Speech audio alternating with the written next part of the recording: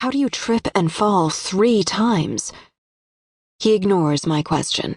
Instead, he picks up the murder weapon, a dandelion fork tipped with prongs, and asks, "How did she get her hands on this thing anyway?" "I was out here weeding last week. I must have forgotten to put it back in the tool shed." There's still blood on the prongs, and I turn away.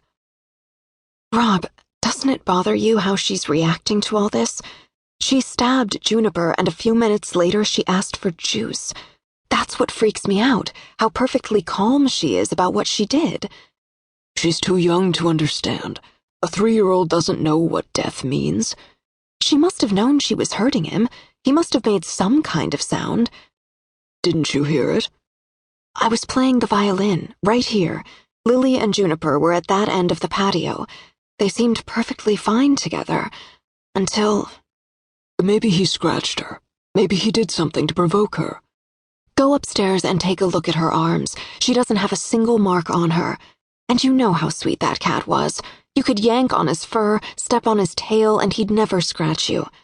I've had him since he was just a kitten, and for him to die this way—" My voice cracks, and I sink into a patio chair as it all washes over me, a tidal wave of grief and exhaustion.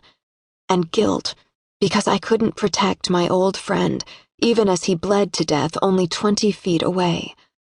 Rob awkwardly pats my shoulder, not knowing how to comfort me. My logical, mathematical husband is helpless when it comes to dealing with a woman's tears. Hey, babe," he murmurs. "What if we got a new kitten?" "You can't be serious. After what she did to Juniper?"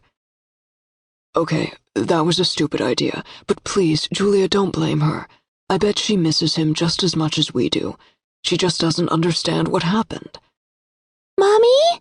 Lily cries out from her bedroom, where I've put her down for a nap.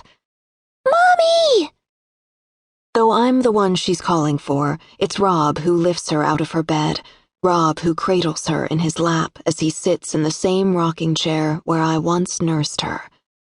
As I watch them, I think of the nights when she was still an infant, and I rocked her in that chair, hour after hour, her velvety cheek snuggled against my breast. Magical, sleep-deprived nights when it was just Lily and me.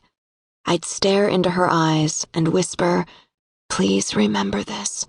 Always remember how much Mommy loves you." "Kitty gone away," Lily sobs into Rob's shoulder. "Yes, darling," Rob murmurs. "Kitty's gone to heaven." "Do you think that's normal behavior for a 3-year-old? I asked the pediatrician a week later at Lily's well-baby visit. Dr. Cherry is examining Lily's belly, eliciting her giggles as he presses on her abdomen, and he doesn't immediately answer my question. He seems to genuinely like children, and Lily responds by being her charming best. Obediently, she turns her head so he can look at her eardrums, opens her mouth wide as he inserts the tongue depressor. My lovely daughter already knows how to enchant every stranger she meets. He straightens and looks at me. "Aggressive behavior isn't necessarily something to worry about. At this age, children get easily frustrated because they can't fully express themselves. And you said she's still using mostly 3- and 4-word sentences." "Is that something I should worry about? That she's not talking as much as other kids?" No.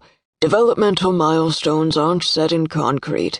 There's a great deal of variability among children, and Lily's progressing as expected in every other way.